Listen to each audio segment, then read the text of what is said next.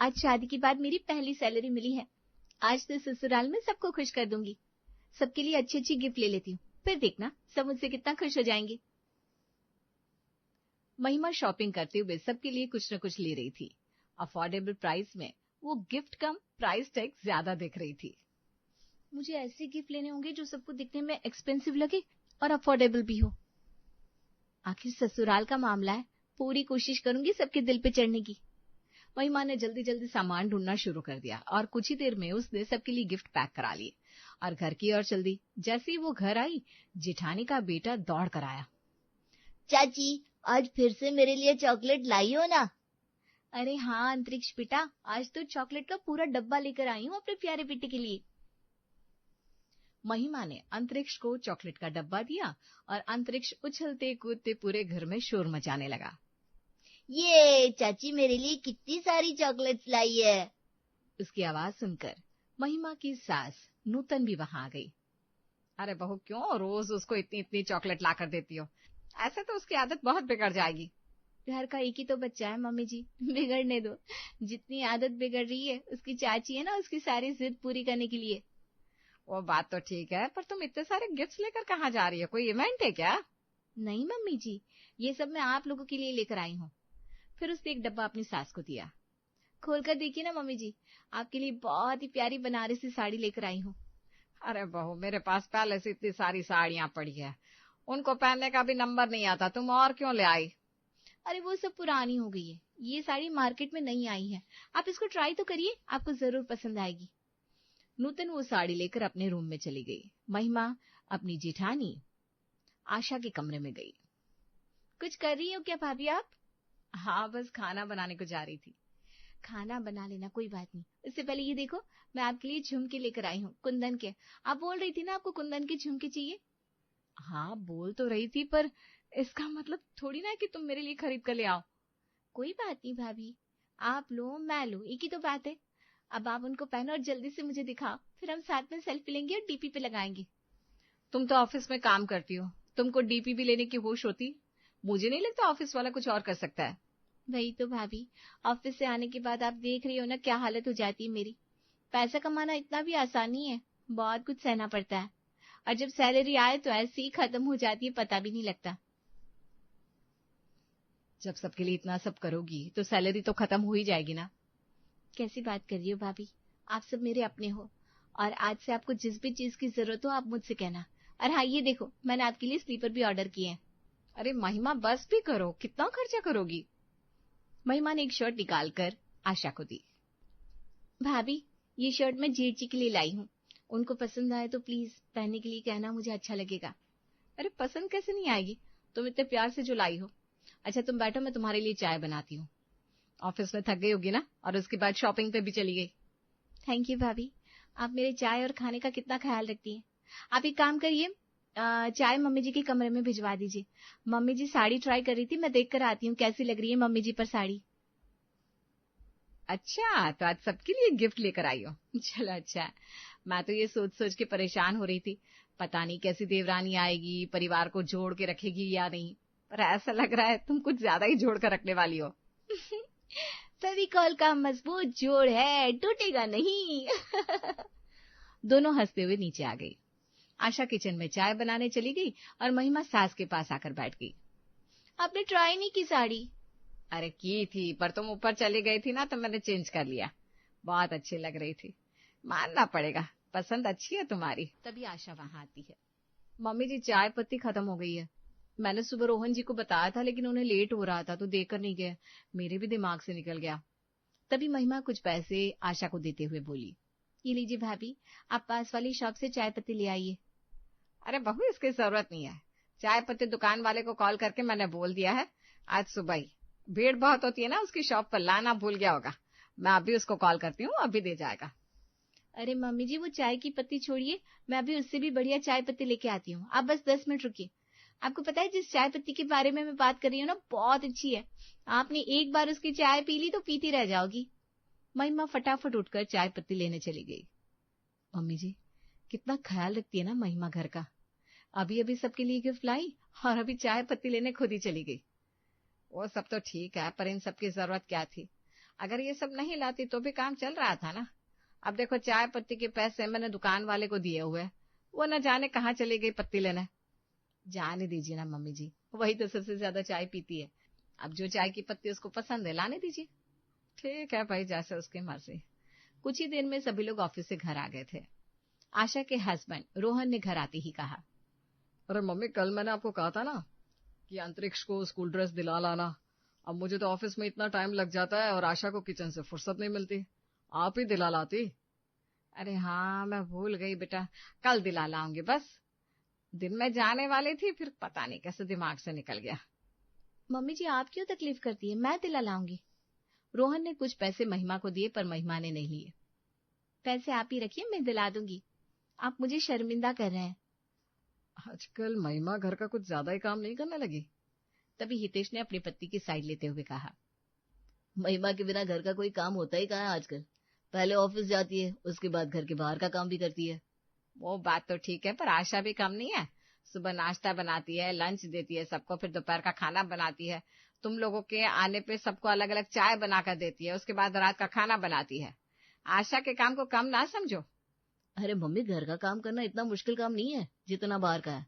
घर का काम तो सभी करते हैं, बाहर का हर कोई नहीं कर सकता। ये बात तुमने एकदम सही बोली। और आज सुना है महिमा की सैलरी आई थी, जिससे वो घर का कुछ सामान भी ले आई है, साथ में सबके लिए कुछ न कुछ लाई है।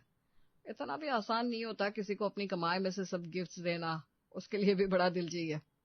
अरे पर जरूरत क्या थी उन सब की, पहले से सबके पास सब कुछ था, फालतू में इतना खर्चा कर दिया। अब खर्चे तो जितने बढ़ा उतने बढ़ जाते हैं, पैसा बचा कर रखती तो बुरे टाइम में काम आता। अरे मम्मी, वो पैसा बचा के रखने वालों में से नहीं है, परिवार के लिए खर्च करने वालों में से है। महिमा बाहर से आते आते रुक गई। वाह क्या बात है, मेरे ससुराल वाले मेरी बड़ी तारीफ कर रहे हैं। हाय, दुनिया की पहली बहू हूं मैं जिसके ससुराल वाले उसकी पीठ पीछे चुगली नहीं तारीफ कर रहे हैं। वैसे फायदा तो है कुछ पैसे घर में खर्च करने का। चलो अंदर नहीं जाती, इनको मौका देती हूँ अपनी और तारीफ करने का। अभी अपने रूम में जाती हूँ। महिमा अपने रूम में आ जाती है। अगले दिन सब सुबह के समय नाश्ता कर रहे थे, तभी महिमा के दिमाग में एक ख्याल आया। मम्मी जी आए दिन घर में पूजा कराती है, क्यों ना इस बार पूजा की अरेंजमेंट मैं करूं। इससे मम्मी जी को भी मुझ पे प्राउड होगा और मेरे नंबर भी बढ़ जाएंगे अच्छी बहू के। वो सबके पास आई और धीरे से बोली, मम्मी जी शाम को ना मैंने घर में पूजा रखी है, सारी तैयारियां मैं करूंगी और जो जो सामान लाना है ना वो भी मैं ले आऊंगी। मैंने सबकी लिस्ट बना ली है, आज ऑफिस से आते हुए मैं सामान ले आऊंगी। अरे बहू, अभी पूजा किए हुए 10 ही तो दिन हुए हैं और अगली पूजा कुछ दिनों बाद भी है, तो अभी पूजा क्यों करनी है, अभी रहने तो बाद में कर लेंगे। अरे मम्मी जी अब तो मैंने सबको बोल भी दिया है। मम्मी जी पापा भी पूजा में आने वाले हैं, आप चिंता क्यों करती हो, मैं सब देख लूंगी। आज ऑफिस से जल्दी आने की कोशिश भी करूंगी। अरे पर बहू बोला ना, अभी क्या जरूरत है, कुछ दिनों बाद अगली पूजा तो है ही। रहने दीजिए मम्मी जी, महिमा इतने प्यार से बोल रही है तो करा लेते हैं। ठीक है, फिर जो सामान आना है उसकी लिस्ट तो तुमने बना ली है। आशा, मेरी तिजोरी से महिमा को कुछ पैसे लाकर दे दो। अरे कैसी बात कर रही हो मम्मी जी, मैं भी तो इस घर की बहू हूँ, मेरा भी कोई फर्ज बनता है कि नहीं। मैं पूरा दिन ऑफिस में काम इसीलिए तो करती हूँ ताकि इस परिवार का ख्याल रख सकूं। अच्छा मम्मी जी अब मैं चलती हूँ, मुझे लेट हो रहा है। चाची आज मेरे लिए फुटबॉल लाना। हाँ अंतरिक्ष बेटा, मुझे याद है। अब बहुत अच्छी चाची हो। महिमा स्माइल करते हुए ऑफिस के लिए निकल गई। धीरे धीरे सब ऑफिस चले गए। नूतन मन ही मन बड़बड़ाई, पता नहीं क्या चाहती है महिमा बहू, फालतू में पैसे खर्च करती है, ऐसे खर्चे जिसकी कोई जरूरत नहीं। पता नहीं क्या करना चाहती है। अब तो छोटे बेटे के साथ साथ बड़ा बेटा भी छोटी बहू के गुणगान करता रहता है। जैसे ही शाम हुई, महिमा पूजा का सारा सामान लेकर घर आई। मम्मी जी सारा सामान आ गया है।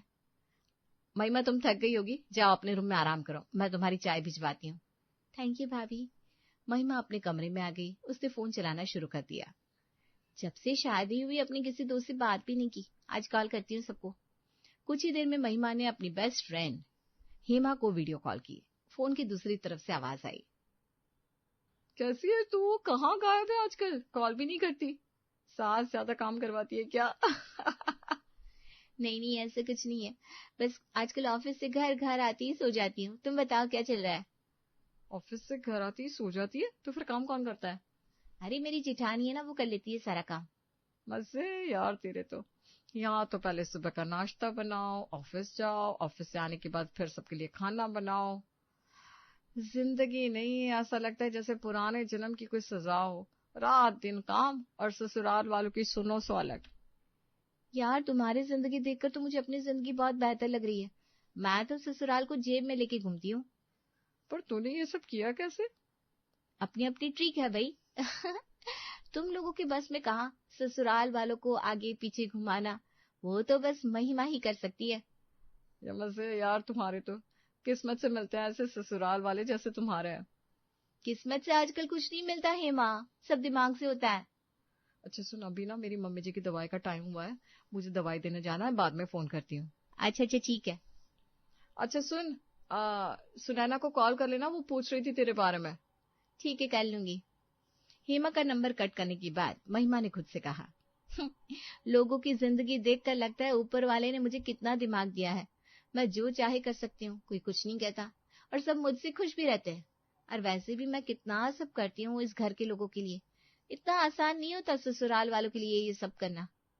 चलो अब सुनैना को कॉल करती हूँ, पूछती हूँ उसकी जिंदगी में क्या चल रहा है भाई। महिमा ने सुनैना को वीडियो कॉल लगाया। फोन की दूसरी तरफ से सुनैना की आवाज आई, अरे महिमा कहाँ है तू, आजकल कोई खैर खबर नहीं। अरे बस यार टाइम नहीं मिलता तुम लोगों से बात करने का। तू बता ससुराल में सब कैसा है। महिमा का इतना बोलना था कि सुनैना फूट पड़ी, जैसे सालों से भरी बैठी हो। क्या बताओ, जिंदगी मजदूर जैसी हो गई है। घर में सब बहू बहू कहकर बुलाते हैं, पर मुझे लगता है बहू के गले में इन लोगों ने घंटी बांध रखी है। अरे सांस ले, हुआ क्या ये बता। अरे मेरी सास है ना, सास की माँ आई हुई है। सास के नखरे खत्म नहीं होते, अब उसकी माँ के और शुरू हो गए। चल मेरी छोड़, तू अपनी बता क्या चल रहा है तेरे ससुराल में। वैसे क्या ही पूछूं तेरे ससुराल के बारे में, ससुराल तो ससुराल होती है, जो हाल मेरा है वही तेरा होगा। अरे नहीं यार, ऐसा कुछ भी नहीं है। मेरे ससुराल में तो वही होता है जो मैं करना चाहती हूँ। आज पता है क्या हुआ, मैंने घर में पूजा रखी है और उसका सारा भोग मेरी जेठानी बना रही है। बाकी की तैयारियां मेरी सास करेगी, बस मैं तो पूजा का सामान लेकर आई हूँ। पर ऐसे कैसे हो सकता है, तो पक्का ससुराल में ही है ना। हाँ ये देख मेरा कमरा। महिमा ने बैक कैमरा ऑन करके सुनैना को रूम दिखाया। हाँ कमरा दिखकर तो लग रहा है जैसा तेरा ससुराल ही हो। तेरा मायका तो बहुत सुंदर है, उतना सुंदर तेरा ससुराल नहीं है। ये कैसे हो गया, ये बात तो मेरे दिमाग में आई भी नहीं। अभी जाकर मम्मी जी से बात करती हूँ। अच्छा सुनना सुनैना, तुझे बाद में कॉल करती हूँ, अभी मुझे ना पूजा में जाना है। महिमा ने कॉल कट कर दिया और नीचे आ गई। वो नूतन के पास आकर बोली, मम्मी जी आपको पता है ना, मेरा कमरा बहुत ही खराब कंडीशन में है, आप नया कमरा बनवा दीजिए ना। ओहो, बात तो ठीक कह रही है। शादी के समय हमने भी यही सोचा था, शादी के कुछ दिन बाद नया कमरा बनवा देंगे। अब दिमाग से निकल गया, कल से काम शुरू करा देती हूँ। वैसे भी हमको भी तो नया कमरा बनवाना ही था। क्या सोच रही हूँ मम्मी जी आप। हाँ बहू, तुम फिक्र ना करो, मैं कल ही नया कमरा बनवाने के लिए मिस्त्री को बुला लूंगी। वाह मम्मी जी, आप तो तुरंत मान गई, मुझे लगा था आप नहीं मानोगे। अरे सही बात हो तो किसी की भी हो, मान ही लेनी चाहिए। वैसे मानना तो पड़ेगा, ससुराल में मेरी चलती तो है। तभी वहां आशा आती है। मम्मी जी हलवा बना रही थी भोग के लिए, घी बिखर गया, दूसरा मंगवा दीजिए ना। आशा तुम सुबह से काम कर रही हो, किचन में खड़ी खड़ी थक गई होगी, एक काम करो, बैठो कुछ आराम करो। फिर वो महिमा को देखकर बोली, महिमा बहू फ्रिज में क्रीम रखी है, उसमें से घी निकाल लो, और जो काम बाकी बचा हुआ है उसको भी फिनिश कर लो। मैं? हाँ तुम।